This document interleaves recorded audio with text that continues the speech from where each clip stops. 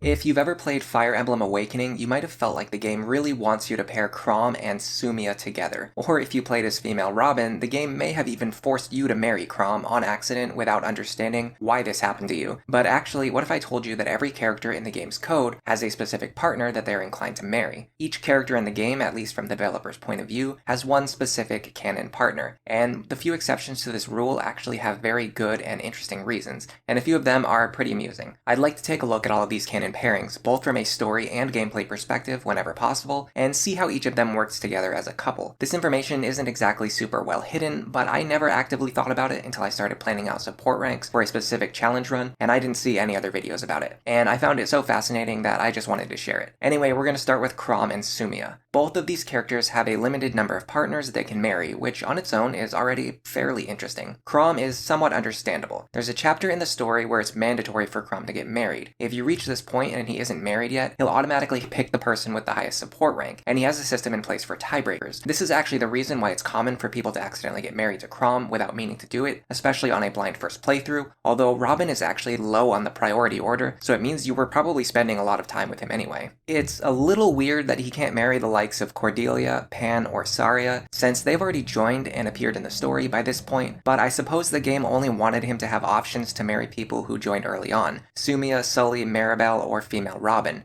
And then, well, actually then there's Olivia. A very strange character. She joins almost immediately before Chrom gets married, and she can marry him right away. In fact, Olivia is just very, very weird in general. Her support with Chrom increases at a slow rate, and all of the other characters follow a specific priority order with regards to marriage. They all follow the same order as their support growth speed. Sumia supports fast, so she's at the top of the list. Except that's not exactly true. Now, maybe this is because of the fact that Olivia joins with just one chapter to build support ranks, but weirdly enough, Olivia is the only character who skips to the front of the line. She has high priority for a marriage tiebreaker, despite the fact that she's otherwise one of the slowest growth candidates. But still, in spite of how unique the Olivia situation is, the game's code is very clear on this point. Chrom gains support ranks with Sumia extremely fast, and Sumia is the only other character who has such a limited marriage pool. On top of that, Olivia has her own canon partner, and it's not Chrom, but we're going to get to that later. I also want to quickly mention that Sumia's limited dating pool is pretty strange. If we look at the characters who do have serious marriage and parenting potential, Awakening is a game that gives you the freedom to pair anyone from Generation 1 with anyone else from Generation 1.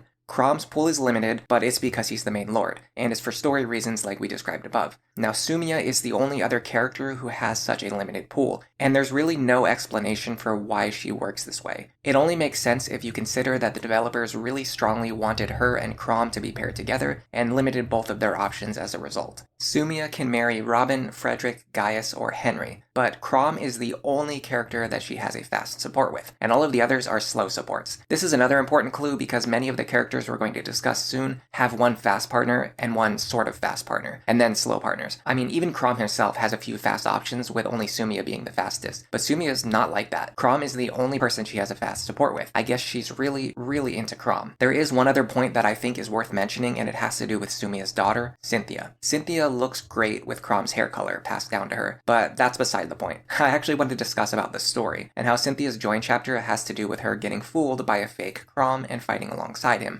I guess you could say this interaction is more impactful if Chrom is her father, rather than just being some random guy she knows about from reading history books. Like, her wanting to fight alongside her dad to save the world makes sense, and her going to find and team up with an Elysian lord from history who just died in her original timeline makes a little bit less sense. Although on the other hand, you could also say it's funny that she'd mistake a random bandit for her own father. I think in the future timeline, Chrom was already dead before Cynthia would have even known him, so I guess it works. And I'll let you dwell on that for a little bit while I move on to the other canon pairings. Lissa has a fast support with Vake, of all people. Now, maybe Vake is a little younger than he looks, and maybe Lissa is a little bit older than she looks, but this feels like a slight mismatch in character ages. I think they're going for something where, if you look at Vake and his relationship with Chrom, he could make a good brother-in-law for Chrom, narrative-wise. This canon-Vake pairing also makes a lot of sense with regards to Owain, both in terms of his personality, becoming a boisterous, flamboyant melee fighter instead of becoming a priest like his mother, and with blonde hair, he matches the appearance of Odin from Fates, which is also a cool nod to his canon parentage. Lissa's secondary option is Frederick, which makes a good amount of sense given their history together and how much time they spend together. Now, in terms of the actual pairings, I will make a note that the Vake-Lissa pair-up fixes a lot of Vake's problems in the mid to late game. Giving him a strong resistance pair-up allows him to sweep mixed groups of physical attackers and mages while healing himself with soul on enemy phase. So this pairing has great gameplay and narrative integration as well. You know, I'm actually a fan of this pairing. Frederick does have the fast support game with Lissa that we mentioned earlier, but the little sister of the Shepherds is not his canon partner. It's actually Lissa's best friend, Maribel. Frederick and Maribel actually have a pretty amusing support conversation where Maribel mistakes him for a butler or a steward due to how loyally and meticulously he serves Chrom. And even though she acknowledges his status as a knight, she still wants him to train the servants in her household so they can live up to the same standards of duty, cleanliness, punctuality, and so forth. Now, Maribel can give Frederick the resistance he desperately needs, similar to how Lissa supports Vake, and can even give pretty fast access to Dual Support Plus, a skill that is always appreciated on any pairing. What it effectively does is increase your support bonus rank by almost double, making it so that an S-rank Maribel and Frederick have the same bonus as an S-rank pairing with an additional A-rank partner attached, even when they're just standing alone together without any allies. It almost makes their pairing into an S+++ bond, if you think about it that way. And numerically, this translates to only 5 extra hit, avoid crit, and crit evasion on top of the bonuses you're already getting, but these numbers will add up quickly on turns when Frederick is fighting 10 or more combats, making him more likely to hit and kill enemies, while being more likely to dodge and survive attacks, even from like berserkers with killer axes. The one thing Frederick lacks as a tank is enemy phase healing. Making his combat more consistent plays very well into his design space and what he wants to do as a unit, because you really don't want him to get crit, and you do want him to dodge as many attacks as possible. Now, Frederick doesn't really need defense, but technically Maribel can gain access to Dark Knight, which would boost his defense, resistance, and movement stats. Increasing the already far-moving Frederick by +1 move can be pretty useful, although I'd like to stick with a class that's going to give him speed and resistance. On the opposite side, one thing Frederick can do for Maribel is give her a bit of defensive bulk to survive enemy hits, and he can even boost her strength, so she's capable of hitting and damaging enemies with lances when she's in the Pegasus class line. These are two characters who can be fielded in every single chapter of the game after the moment they join, and be useful for the rest of the game. So having them be useful together is a nice touch, and makes this a good pairing. Virion is one of the few cases who is similar to Sumia in the fact that he only has a single fast support partner, and that's Church. It's a little bit funny that this womanizer, who is regarded as fairly annoying, both in the context of the game and by a large part of the fanbase, isn't particularly well liked by anyone. Even his friendship with Frederick is based on Frederick wanting to keep an eye on Virion because he distrusts him. But still, this is a sign that he actually is truly loyal to Church, and he means what he says in their confession scene. The Virion and Church support has a very different angle. She seems to deeply care about his well-being, his mental health, and his emotional state, even when she's no longer obligated to serve him as a vassal, or has any exterior or ulterior reasons to be forced to care about Virion. She still goes out of her way to look after him. She has plans for the future of his house and his lands, wanting to restore them to their former glory. Say what you will about Virion and whether he deserves this, but this dynamic says a lot about Church's dedication as a person, a vassal, and a partner. She's very pure-hearted. Gameplay-wise, Church and Virion are both very strong candidates. They both have these weird mixed class lines where they seem to be intended as physical characters, but have access to mage and priest lines, yet neither one of them is particularly good as a mage or a priest. To be honest, it might be possible to make it work, especially if you pair them together so they can give magical bonuses to each other. But I've never tried this kind of build yet, so I can't say very much about it from personal experience. Virion unfortunately doesn't have great long-term prospects, and Church joins extremely late. She is the last character who joins the cast with access to full Gen 1 supports, and Virion is one of the first characters who joins under those conditions. In theory, you could make a hard-hitting, fast version of Jerome with access to Beaufair as a warrior, and that might be fun, but there's also other things you can do with the same character. Also, unfortunately, while both Church and Virion have access to magic lines, neither one of them can access Dark Mage, and that's arguably the most important line for magical characters, along with Sage. And while all three characters can access Sage, Virion, Church, and Jerome, no matter what, none of them will have access to Hex, Anathema,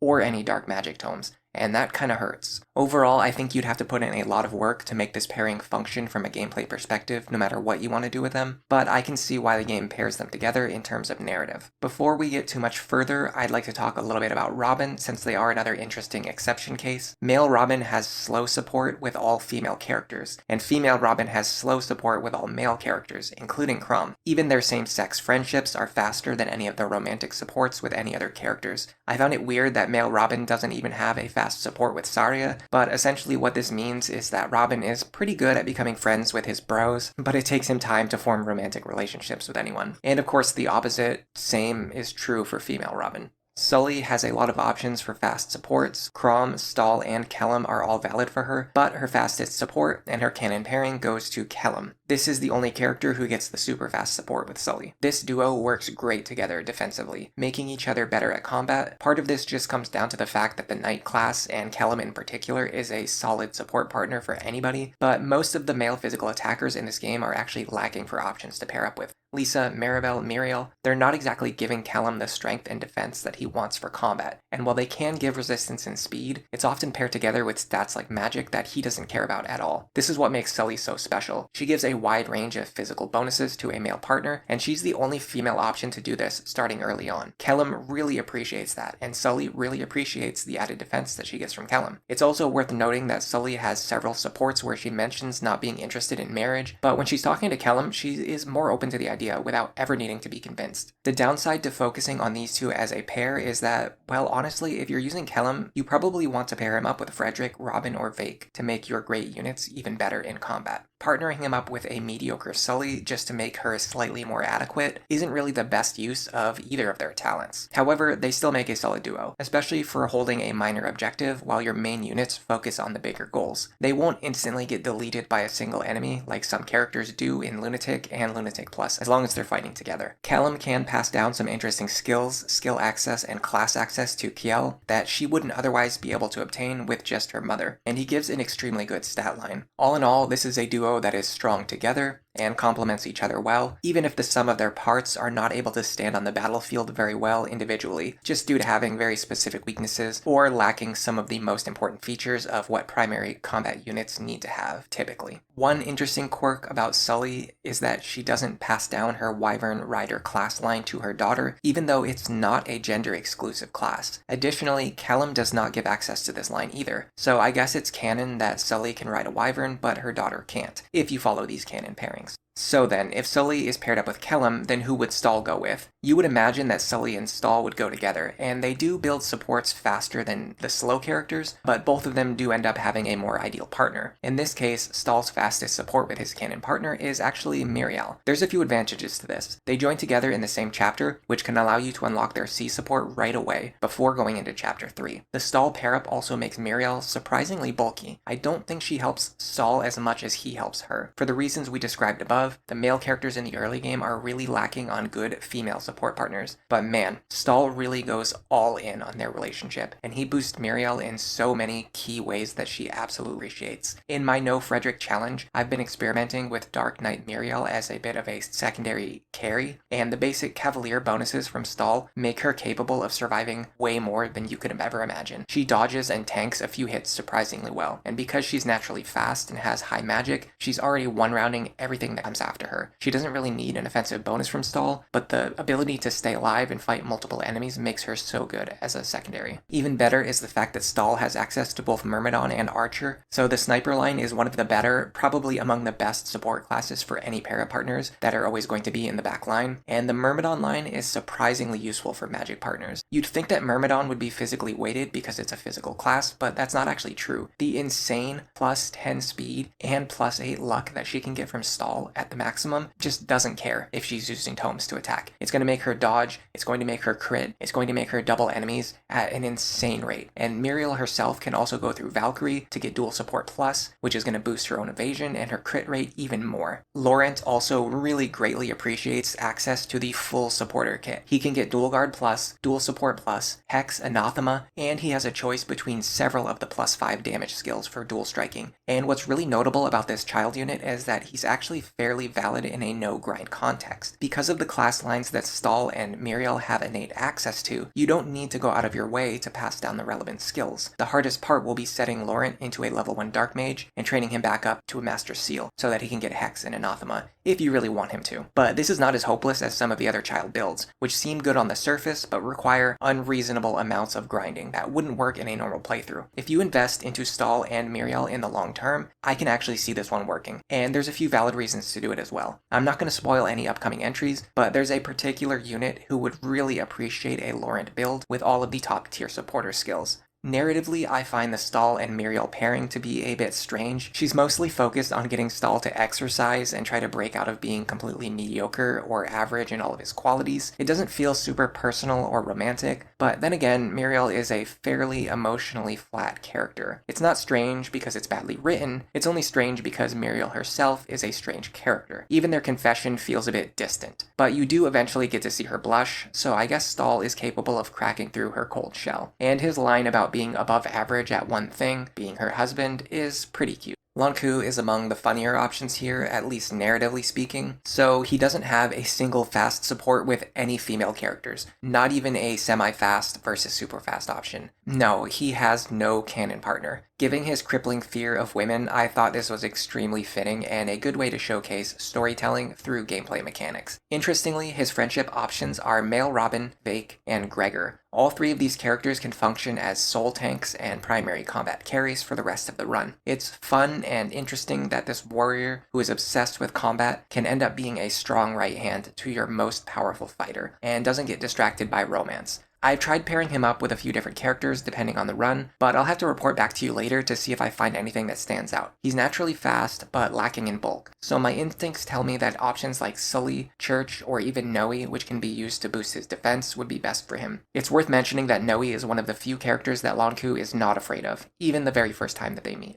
Moving on to Ricken, his options range from the fast Church support to the super fast, presumably canon, Pan support. Now Pan is an interesting character, especially as a partner for Ricken. You would think that he doesn't want a strength pair up, although it does come with a nice speed boost, but both of them have options for swapping around through class lines that can give them better synergy depending on who you want in the lead. Pan would appreciate any of the Archer or Cavalier class lines that Ricken has access to, and yeah, he's another one of those weird units who has mixed magic and physical access. And if you want to make Ricken work as a great knight or a bow knight primary, I suppose the Tegwell, Thief, and Wyvern lines all help him in this endeavor. In terms of story and character, Pan is extremely cold toward Ricken at first and repeatedly tries to chase him off, but they do eventually decide to become best friends forever. You would think this might be some kind of localization gimmick due to Ricken appearing quite young, but they use the term marriage a lot, and they use marriage and friendship both, so it's not like they're censoring the idea of him getting married. Ultimately, I'm not sure what's going on with this script, but let's get back to the gameplay. So the problem with these two units is that neither one of them is individually very strong or capable of dealing with the highest level of threats. What they really want to do, if you need to find some way to use them, is to pair them up with a strong partner and give that person support. But unlike Kellum and Sully, these two don't have enough of a specialization to build a strong pair. Ricken especially is just going to struggle as a primary unit because he's not very strong in any specific area except as a mage, but Pan can't really assist him as a mage unless she goes into Trickster. Pan is a little bit better as a primary combat unit, but she has no enemy phase healing, and she would really want a better partner than Ricken. Now, maybe I'm underestimating this pairing, so let me know if you think differently. Another interesting thing is that similar to Kiel, we have the same situation here. Pan doesn't pass down her Wyvern access to Yarn, even though it's not a gender-locked class line, and Ricken doesn't give this line to his child either. This is another case where the child unit actually loses access to Wyvern riding in the canon pairing. It's starting to seem like the canon timeline actually reduces the number of available Wyverns over time. Is this supposed to tell us something about the future timeline? Especially since we know that Jerome actually rides Minerva, which is the same Wyvern that he gets from his mother. So maybe in the future the number of Wyverns is going to decrease, they're going to go extinct, or maybe they're all taken by the enemy forces. Well, if you follow the canon pairing logic, anyway. Next, we have the Gaius and Saria pairing to discuss. Their interactions are actually pretty hilarious, although this is largely due to Saria being an extremely funny character. They do start by talking about Robin at first, which which is a common theme in a lot of her supports, but the topic doesn't come up again later on, and their bond does feel genuine by the end. So it's not like her obsession with Robin is a shadow hanging over this relationship. Now, I'm a bit biased because I strongly prefer the Robin-Tharja pairing, but we're going to discuss the pros and cons here in terms of gameplay. So getting more speed onto Tharja is never a bad thing. She's the kind of character who could be in danger of getting doubled in her innate class line, and you really don't want her getting doubled, especially if she's supposed to be Nosferatu tanking. It would be nice if you could get her a mix of speed and bulk, but that's actually pretty difficult to do with any pair-up partner because most of the class lines don't give this. Meanwhile, her support class options are pretty varied and pretty valid. The Knight line is good for the same reason as Callum making a good support partner. Archer is just a solid supportive class line, and with Bowfair, you're getting the most weight out of your dual strikes. If you're sticking with Dark Mage, it's probably with Tharja in the lead, and Gaius providing some combination of speed and magic with Trickster or one of his other classes. Nowi is among the few cases that have several things we need to talk about for a child unit and their weird inheritance. First of all, she joins in a different default class line than her mother. This is atypical, but it should be a good thing, because it allows you to pass down a skill that the child no longer needs to go out of their way to obtain without any redundancy. But in a twist of irony, the Dark Mage is actually one of the few cases where you would actually want the child to start in the same class as their mother, because they want to get both Hex and Anathema, and Tharja could only pass down one of them. It's also fitting from a story and character perspective that Nowi would not want to follow in her mother's footsteps, and it's unlikely that future Tharja, a notably horrible mother, taught her daughter anything useful. The other thing that we could discuss is how male-specific class lines get passed down. So Gaius normally has access to the fighter class, but that's a male exclusive. When he passes this down to Nowi, she gets access to Pegasus instead, which also means access to Dark Flyer. For the people who are super focused and fixated on endgame optimization, this is a significant consideration. It allows you to get Gale Force onto a unit who normally can't inherit it from her mother in any way. Gaius, Donnel, and male Robin are the options for fathers who can do this. Gaius with Tharja is the only canon pairing that utilizes this feature, so we're discussing it now. On that note, I'll take a brief detour to talk about Donnel. He is the only Gen 1 full access character who lacks any fast supports without any really good or valid explanation. The Robin thing makes sense. The Lonqu thing makes sense. Donnel is in a weird space where he feels like Sayri, Basilio, or Flavia. He's like this extra unit who's not meant to be paired off, but he can still actually be paired off with anyone from Gen 1. But still, because he exists outside of the scope of the core group, I guess from a purely gameplay perspective, they chose not to give him a fast cannon support. That's the only explanation I can think of. Mechanics-wise, you would want to pair him with Tharja, Nowi, or Sully, so that their daughter can eventually get Gale Force, but again, that's a pretty specific type of optimization for a pretty specific style of gameplay. I don't think this is a game where every character needs to have Gale Force access. Admittedly, in my fully planned out and optimized Lunatic Plus build sheet that I used for my first ever run, I would say that about half, or maybe more than half of the characters did eventually have Gale Force on their skill list, but the other half were basically tanks or support units who either boosted the Gale Force attackers or boosted the tanks. Ultimately, as someone who never uses Donnel outside of a grinding context, I don't have much else to say about him. Cordelia and Libra is the next canon pairing I want to discuss. Cordelia ironically has two fast supports which are both wasteful from a child optimization point of view. Severa already has Pegasus access and doesn't need Gaius as a father, and she already has Dark Mage access, so she doesn't need Libra as a father either. Child optimization isn't a huge deal anyway, but we were on the topic already, so I just wanted to mention that. Well, among these two, the game picked Libra as the more canon, faster support option, and with this pairing, you do get blonde Severa, so that's nice. I think Fates even mentions dyeing her hair in the Awakening Trio DLC, and this explains why she ends up having red hair in Fates instead of her canon blonde hair color from Awakening. And I swear I'm gonna stop talking about Severa soon, but she is self-contained, just like her mother, already a top tier unit in terms of potential. Cordelia is a very strong unit regardless of who you pair her up with, and Severa is no exception. It almost doesn't matter who her father is, because she's going to inherit everything that she wants and needs from her mother. Libra does give her access to Tome Fair, so I guess that's something worth noting. Now, let's get back to the marriage in question. Both Libra and Cordelia share a few things in common. They join after the early game difficulty hurdle has already been cleared. Cordelia has decent enough combat when she joins, and requires very little extra investment to get going. I'd say this is even more true for Libra. At the point where he joins, you are really struggling for Master Seals, and the fact that he's already promoted and in a great class, War Cleric, makes him so valuable. His combat is solid, and with extra speed from Cordelia, he becomes capable of fighting at least a single round of combat against even the most deadly potential threats. This makes him a solid anchor unit, and having staff access on your anchor is great because it means they're already going to be in the rear position, which is where you want your supporters to be anyway. If you don't know what I'm talking about, anchoring is a technique that I developed for team-based play on the highest difficulty modes, where you bait the AI into attacking a unit who is far away, so it reduces the number of enemies nearby who can swarm Frederick, or whoever else you put in the lead. Libra's magic parrot bonuses can potentially make training Cordelia as a dark flyer a little bit more bearable, or you can just keep him in War Cleric and rely on physical weapons. Dual striking with your S-rank partner is a great way to make up for offensive shortcomings, and Libra having axes as his primary weapon makes him hit very hard, especially with that killer axe that he joins with. In terms of story, I felt the relationship was very straightforward. I'm not the biggest fan of vanilla romance. Usually I like for there to be some kind of twist to make things either spicy or dramatic. Well, in a lot of Libra supports, it's commonly brought up that he's way stronger than he looks, and this does get discussed again here in this conversation. I wasn't sure how to include that character trait in this discussion, so I'm just going to tag it on at the end with no context. Now, we're almost done with the Gen 1 pairings, and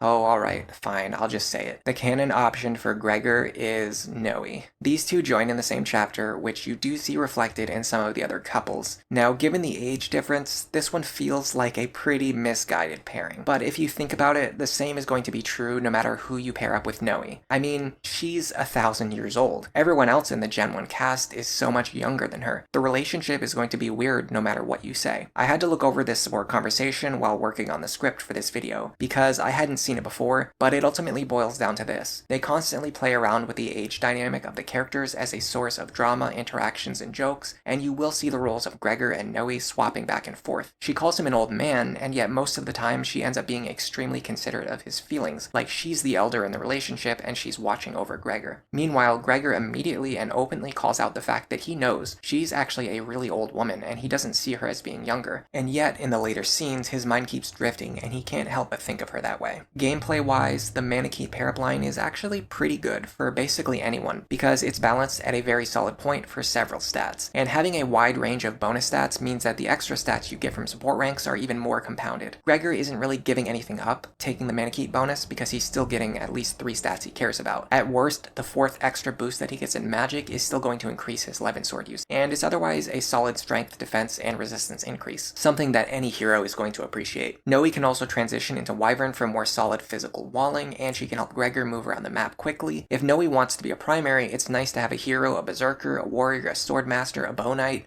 Honestly, Gregor gives a ton of great options for her, or for anyone else. So gameplay-wise, I do see the strength of this pair. The biggest downside is that Nowi takes a bit of effort to train, while Gregor joins as a more free, out-of-the-box unit. I've seen a lot of people favor the Nowi pair up with Donnel, since it gives Na access to Pegasus, and the same would be true for Gaius or Robin as well. But canonically speaking, this does seem to be what the fast support growth ranks imply. Na is more of a Wyvern rider than a Pegasus rider, and unlike some of the options that we've discussed, she does keep Wyvern access that she gets from her mother. Finally, we're going to get to the last of the Gen 1 units, and you do have to wonder if these two were just thrown together simply because they were left over at the end, or because they both joined last. It's Olivia and Henry. This is another one of the many Henry support conversations where he tries to joke around a lot, and he seems to be bewildered by the idea of socializing with other people. Meanwhile, Olivia is trying to make sense of his humor. She thinks he's using the humor as a coping mechanism for trauma. Henry consistently denies that this is what's going on, and at least in this conversation, they never really address or confirm that Olivia was right or wrong. There's a weird scene where she almost dies from a random curse. I genuinely thought she was faking this to get a reaction out of Henry, which would actually be pretty messed up. But no, the text from the scene, and especially the next scene, it does imply that someone just randomly put a death curse on Olivia, which is kinda nuts. Like, why doesn't that happen at any other point to anyone else in the story? Gameplay-wise, there isn't much to say here. In a normal run, you basically always want your dancer to be dancing. She can't switch to a combat or a support class. She can't spend actions pairing up with Henry and being off the field, and she doesn't really serve as a combatant in her base class either, so the way that Henry supports her doesn't really matter. In theory, she somewhat appreciates having a partner who gives her Hex and Anathema and the defensive stat line of the Sorcerer, but realistically, you usually don't pair anyone up with Olivia. You just have her walking around alone and dancing on most maps. Olivia's son, Inigo, does end up being fairly customizable with this pairing due to his balanced stat line, and Henry giving him access to a few male-specific class lines. He ends up having access to multiple different types of Bear and Breaker skills as his capstones, and you can even pass down Gale Force to him, although I would never do this outside outside of an extreme grinding context. Losing access to your dancer for any amount of real in-game time is just a horrible idea. I've also never seen what Inigo looks like with white hair because I would never think to do this pairing, but that's part of the fun I had in making this video and delving into the fast supports that the director of the game chose for us. It speaks a lot about these characters from both a story and a game design perspective, and I've had a lot of fun looking deeply into each of these couples with a magnifying glass, and what they have to say about each of their personalities, as well as the different class sets, and how they function in terms of game balance. By the way, if you're wondering, the Gen 2 units also have canon partners as well. For example, did you know that Lucina actually has a fast support with Lawrence? This is why I praised him earlier for having such a strong supportive kit. Combining his array of all of the best support skills with Dual Strike Plus and Aether, you can imagine how this would make Lucina into a very, very strong wall breaker. And I'm thinking of making a video about the second generation, their canon pairings, and maybe a little bit about what kind of builds you can make by combining these specific parents together with these second gen pairings, although that video would get pretty long. But in this game, it's very useful to think about each character build as a sum of the parts between their own skills and their partner's skills, as well as the skills that they can inherit from their parents. Child units just have better skill access than Gen 1 characters across the board. Well, if you want to see that, let me know in the comments below. Do you prefer if I talk more about the gameplay or just stick to the story? And don't forget to subscribe so you don't miss the next one. I also made a ton of videos about Lunatic Plus, so go check those out too.